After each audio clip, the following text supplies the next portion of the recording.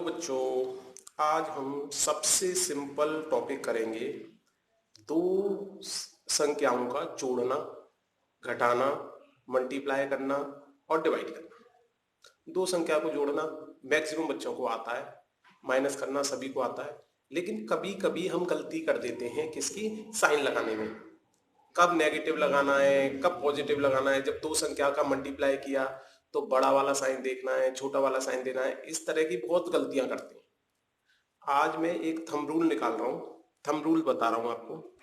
Thumb rule मैंने इसका नाम इसलिए रखा है कि जो बच्चे बहुत ज़्यादा कुछ नहीं जानते मैथ के बारे में, वो भी यदि इस वाले टॉपिक को अच्छी तरह देख लें तो वो भी बहुत अच्छी तरह समझ जाएंगे।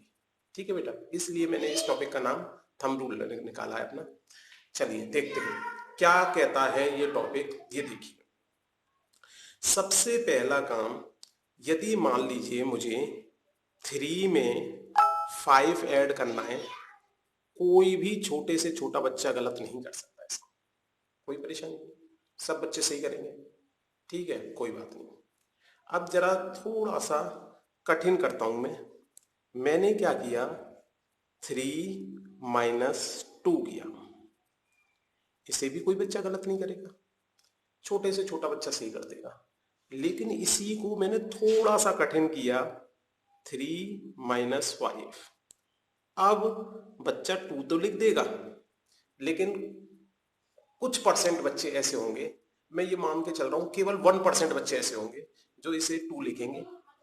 99% बच्चे इसको क्या लिखेंगे, -2। क्योंकि आपको याद करवाया गया, जब एक संख्या प्लस की और एक संख्या माइनस की आ रही है तो आप क्या करोगे, उनके बीच में ऑपरेशन क्या करोगे, माइनस। साथ में साइन किसका लगाना है, जो बड़ा। 5 बड़ा है कि 3 बड़ा है, 5 बड़ा है, इसलिए हमने साइन 5 का लगा दिया। अब मैं इस तरीके से नहीं कराऊंगा, मेरा कंसेप्ट क्या है वो समझो। आज के बाद कभी इस गलती को नहीं करते। यदि आप इस गलती को नहीं करते हैं तो इस वीडियो को स्किप कर सकते हो, आपको देखने की जरूरत नहीं है। इस वीडियो में मैं आगे मल्टीप्लाई डिवाइड के क्या क्या तरीके बताऊंगा। लेकिन यदि आप कभी भी ऐसी गलती कर देते हो और आप ये चाहते हो कि कभी किसी व्यक्ति को समझाना है तो उसे कैसे समझाना है, तो इस वीडियो को पूरा देख सकते हो। ठीक है बेटा, देखो मेरा कंसेप्ट क्या है। मैं पॉजिटिव नंबर्स को, प्लस वाले नंबर्स को मैं मानता हूं मेल। मेल ना कह के मैं कहूंगा बॉयज। जो भी प्लस का नंबर है उसे मैं बॉय मानता हूं, और जो माइनस का नंबर है उसे मैं मानता हूं गर्ल, लड़की। कोई परेशानी नहीं। जब प्लस का नंबर आएगा तो हम क्या मानेंगे, लड़के, और जब माइनस का नंबर आएगा तो हम क्या मानेंगे, लड़की। अब आप सभी को जो 6th क्लास से ऊपर पढ़ रहे हैं उन सबको ये पता है, यदि शादी होती है तो शादी में एक मेल चाहिए, मतलब एक बॉय, और एक गर्ल चाहिए, एक लड़की चाहिए, तभी शादी होती है। बताओ, इसमें कोई दिक्कत? चलिए, अब बस केवल ये 3 कंसेप्ट यदि आपको समझ में आ गए तो उसके बाद आपको कभी भी इस तरह के माइनस प्लस में कब किसका चिन्ह लगाना है, प्लस और माइनस में दिक्कत नहीं आ सकती। मल्टीप्लाई डिवाइड का मेरा अलग कंसेप्ट है, उसे मैं आज ही सिखाऊंगा। चलिए देखते हैं। जैसे मान लीजिए, यदि मैं कंसेप्ट के अनुसार देखूं मैं अपने को, ये 3 प्लस का था तो ये 3 क्या हो गए मेरे, मेल। अच्छा, एक बात और याद रखना है, नोट, कुछ बच्चे गलती करते हैं इसलिए मैंने बनाया ये साइन। साइन को हम बोलते हैं चिन्ह। चिन्ह हमेशा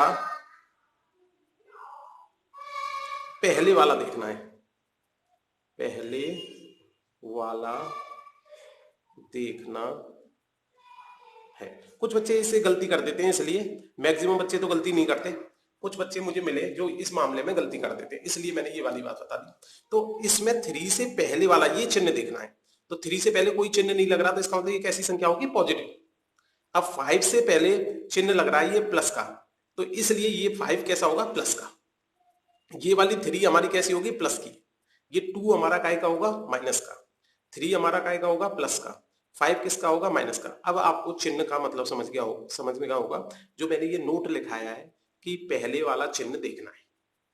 तो अब बताओ मेरे को, ये 3 हो गए मेरे बॉय, क्या हो गए बॉय, क्योंकि प्लस का है। 5 भी प्लस का है, इसलिए 5 भी क्या हो गए बॉय।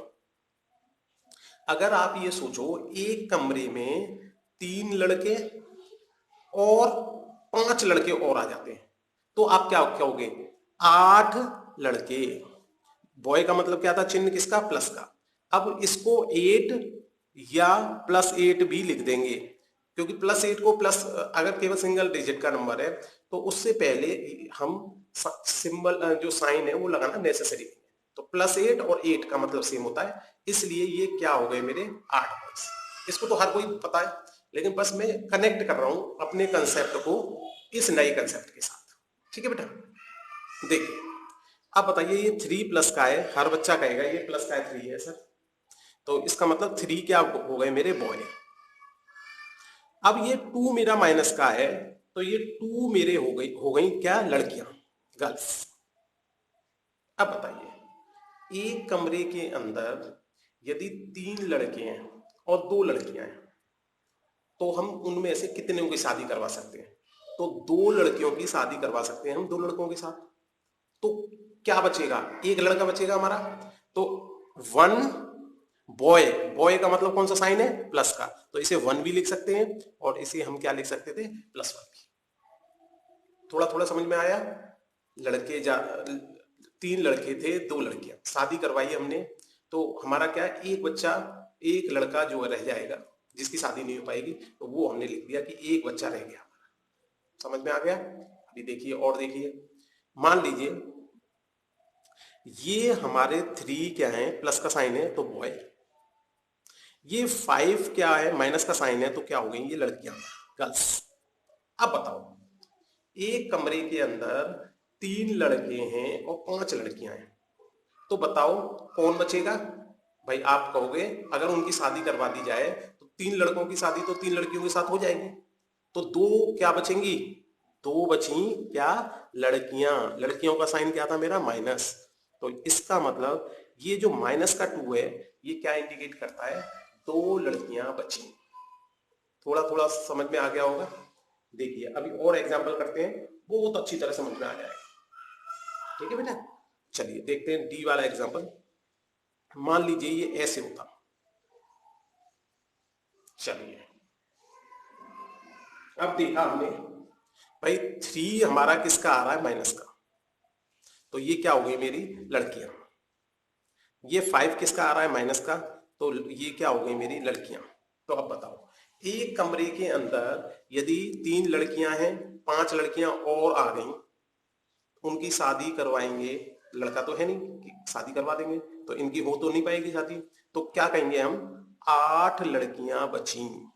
लड़कियां मतलब माइनस का साइन। समझ में आ गया बात। इससे ज्यादा कठिन कंसेप्ट आपको कभी नहीं मिलेगा। ठीक है बेटा, ऐसे करके बहुत सारे एग्जाम्पल कर सकते हैं हम।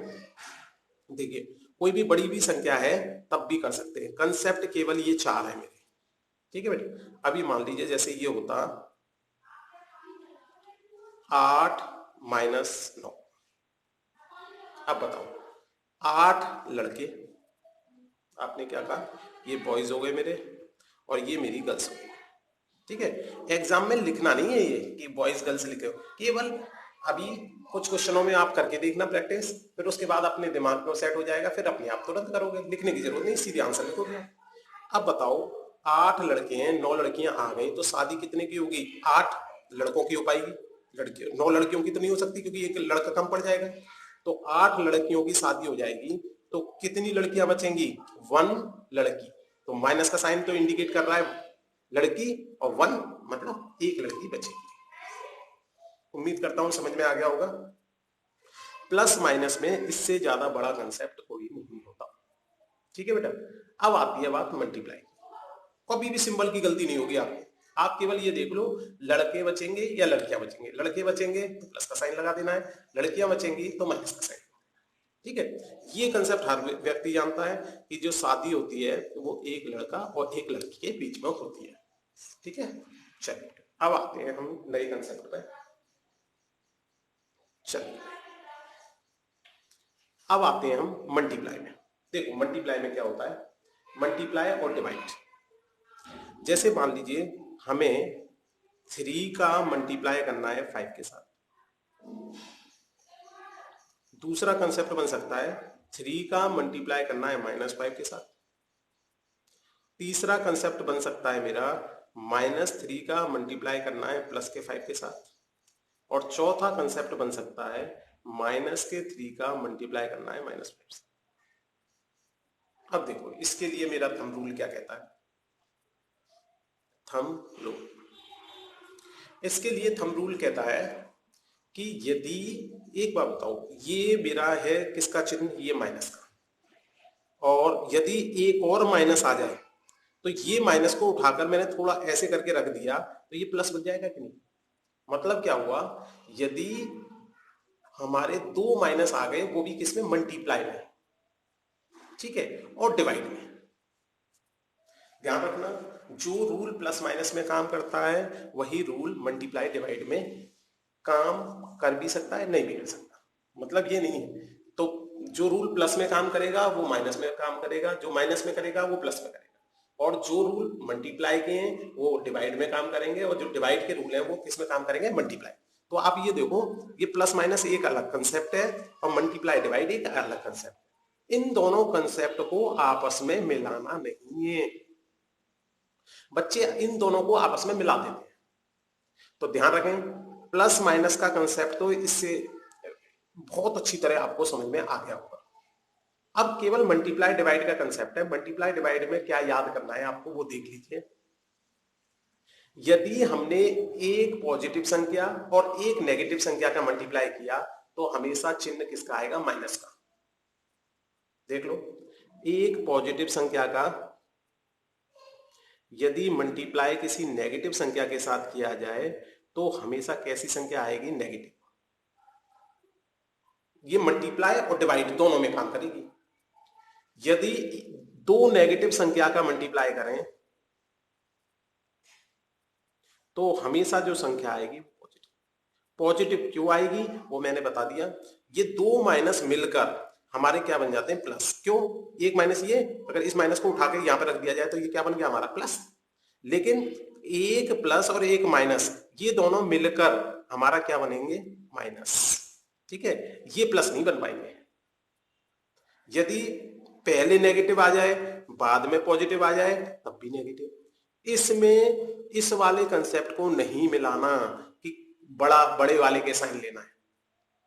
फिर मैं कह रहा हूं प्लस माइनस के कंसेप्ट अलग हैं, मल्टीप्लाई डिवाइड के कंसेप्ट अलग। बहुत सारे बच्चे इन्हीं में कंफ्यूज हो जाते हैं। तो ध्यान रखें कि कभी भी हमें क्या करना है, यदि पॉजिटिव संख्या का नेगेटिव संख्या के साथ मल्टीप्लाई कर रहे हैं या डिवाइड कर रहे हैं, मैं बोल रहा हूं डिवाइड, तो हमेशा क्या आएगी, नेगेटिव संख्या। नेगेटिव संख्या का नेगेटिव संख्या के साथ मल्टीप्लाई कर रहे हैं तो हमेशा कैसी संख्या आएगी, पॉजिटिव। देखो, अब 2 पॉजिटिव संख्या का मल्टीप्लाई करेंगे तो भाई पॉजिटिव ही आएगा। देखो 3 का मल्टीप्लाई 5 से किया 15, ये तो हम बचपन से करते हुए आ रहे हैं। इसमें कोई बच्चा नेगेटिव लगा सकता है क्या, कभी नहीं लगा सकता। तो इसलिए इसकी बात बहुत ज्यादा नहीं करेंगे हम। अब देखिए, ये पॉजिटिव है और ये नेगेटिव है। जब एक भी नेगेटिव आ गई तो हमारी क्या बन जाती है, नेगेटिव।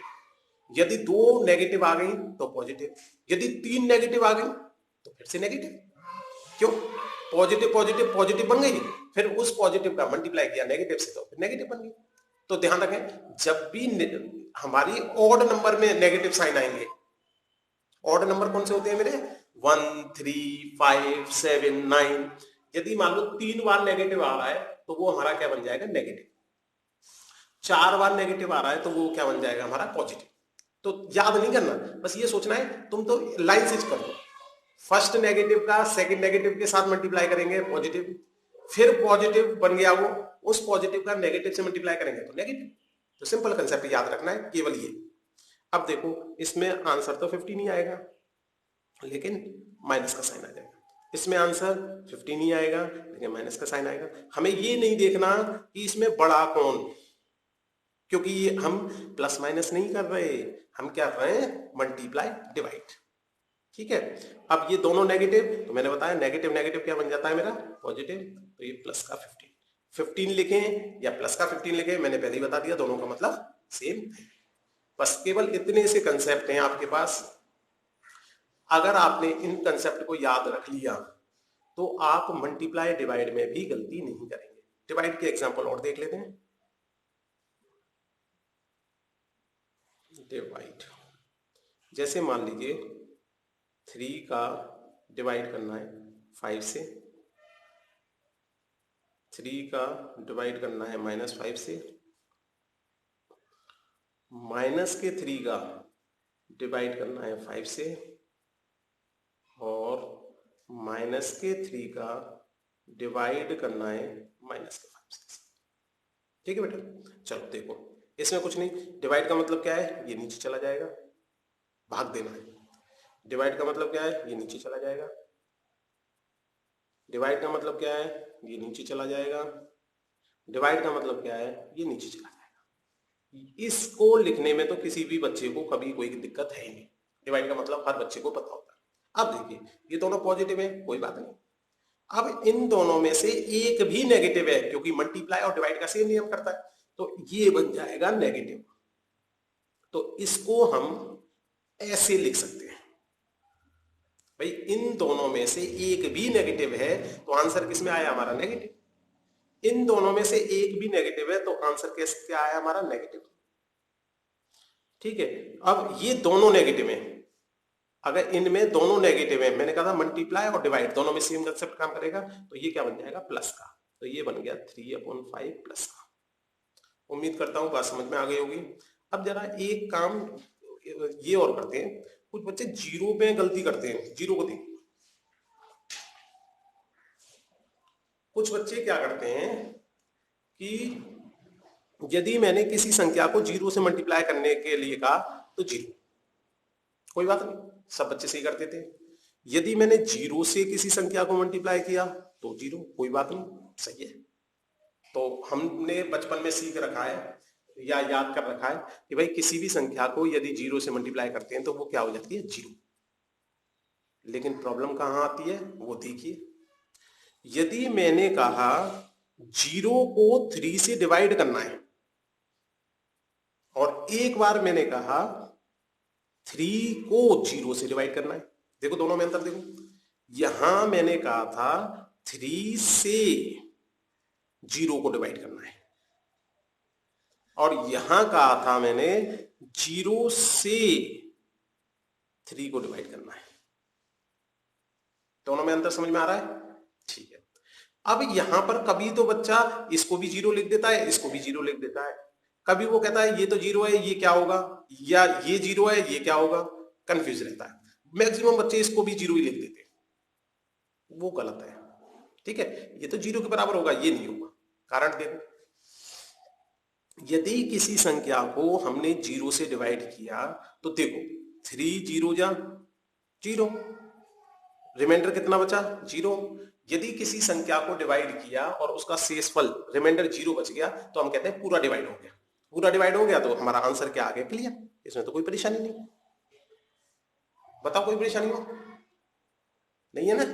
चलिए, अब लेकिन परेशानी यहां पे आती है। अब मैं जीरो से मान लो 3 को डिवाइड करता हूं। अब कोई बच्चा तो ऐसा करता है, जीरो वन जा जीरो बचा 3, वही सेम लौट गया। कोई बच्चा क्या करता है, क्योंकि हमें बताया गया है जीरो का किसी से भी मल्टीप्लाई करते हैं तो जीरो, उस बच्चे ने क्या किया, जीरो टू जा जीरो। किसी बच्चे ने क्या किया, भाई 3 आ रहा है, उसने कहा जीरो 3 जा जीरो। डिवाइड हुआ नहीं हुआ, क्योंकि रिमाइंडर आता जा रहा है, सेम नंबर आ रहा है, तो इसका मतलब अभी तो डिवाइड हुआ नहीं। और अगर सेम ही नंबर आ रहा है तो इसका मतलब ये आंसर भी करेक्ट नहीं है। तो इसका मतलब इसके आंसर हर एक बच्चा डिफरेंट डिफरेंट निकाल सकता है। तो कितने आंसर हो सकते हैं इसके, अनंत। इसे बोलते हैं इन्फिनिटी। इन्फिनिटी, हिंदी में इसको बोलते हैं अनंत। तो कितने हल हो सकते हैं इसके, अनंत। मतलब जो मन करे सब सही है। डिवाइड किया, क्योंकि भाई टेबल ऐसी होती है, अभी डिवाइड तो पूरा हुआ है नहीं, चलता जाएगा चलता जाएगा चलता जाएगा, फिर दोबारा से 0 से कर दो, 1 से कर दो। अब किसी ने कहा चलो सर जी 2 लगा दो, तो 0 करके फिर से 3, फिर ऐसे कर करके पता नहीं कितने सारे आंसर आ जाएंगे। तो आज के बाद ये गलती करोगे तो हम एक कंसेप्ट बनाते हैं, यदि 0 को किसी भी नंबर से डिवाइड किया जाए, मैंने ये नहीं कहा इंटीजर से डिवाइड किया जाए, किसी भी नंबर से डिवाइड किया जाए, तो हमेशा आंसर आएगा 0 को यदि किसी नंबर से, रियल नंबर से डिवाइड किया जाए, 0 को किसी रियल नंबर से डिवाइड किया जाए तो हमेशा आंसर आएगा 0। यदि रियल नंबर को 0 से डिवाइड किया जाए तो हमारा आंसर आएगा इन्फिनिटी, और इसे बहुत से लोग नॉट डिफाइन भी बोल देते हैं। ठीक है, अभी हम इसके बारे में बहुत डिटेल में ट्रिग्नोमेट्री वाले चैप्टर में पढ़ेंगे। 10th क्लास में एक ट्रिग्नोमेट्री वाला चैप्टर है, उसमें काम आता है। लेकिन अभी आप फिलहाल के लिए ये सोचो कि जब भी नीचे 0 आ जाए तो भाई या तो कह दोगे इन्फिनिटी, अगर इन्फिनिटी कहते तो अच्छी बात, अगर इन्फिनिटी नहीं कह देते तो कह देना भैया कि भाई डिफाइन नहीं कर सकते, हमें नहीं पता कि क्या आएगा, नॉट डिफाइन। उम्मीद करता हूं वीडियो अच्छा लगा होगा। ओके।